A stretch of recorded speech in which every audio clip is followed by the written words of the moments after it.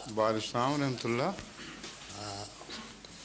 سر میرا سوال یہ ہے کہ رسول صلی اللہ علیہ وسلم کے دور سے لے کر خلفائے راشدین تک جی کون سا فرقہ اسلام تھا؟ مختلف ہوئے ہیں، ایک تو نہیں رہا۔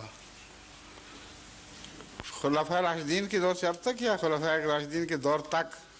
جی دور تک کہہ رہے ہیں آپ؟ جی جی ہم معاف کریں، میں غلط سمجھا تھا۔ جی ایک ہی اسلام تھا، کوئی فرقہ تھا ہی نہیں۔ کوئی فرقہ تھا ہی نہیں، تو اب یہ کیسے پیدا ہوئے؟ یہ تو سارا تاریخی عمل ہے جس کے دوران رفتہ رفتہ فرقے بڑھے ہیں، اور اس کی وجہ آپ خود بیان کر چکے ہیں۔ جی خلفائے راشدین کے دور تک حفاظت تھی اللہ تعالیٰ کی، اور کوئی فرقہ بن سکتا ہی نہیں تھا، کیونکہ جو بھی مسائل پیدا ہوتے تھے خلفائے راشدین اس کا حل فرما دیتے تھے۔ اس لیے حضرت اقدس محمد رسول اللہ صلی اللہ علیہ وآلہ وسلم کے زمانے میں یا خلفائے راشدین کے زمانے میں اختلافات تو ہوئے ہیں، مگر اختلافات فرقے نہیں بن سکے۔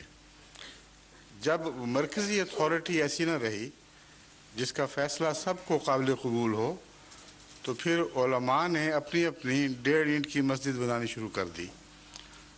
جس کے ذہن میں جو معنی آئے اس پر اڑ گیا۔ کوئی اور اس سے بالا ایسی اتھارٹی موجود نہیں تھی، یعنی اس کے نزدیک، جو اس کے فیصلے کے خلاف کوئی اور فیصلہ دے سکے۔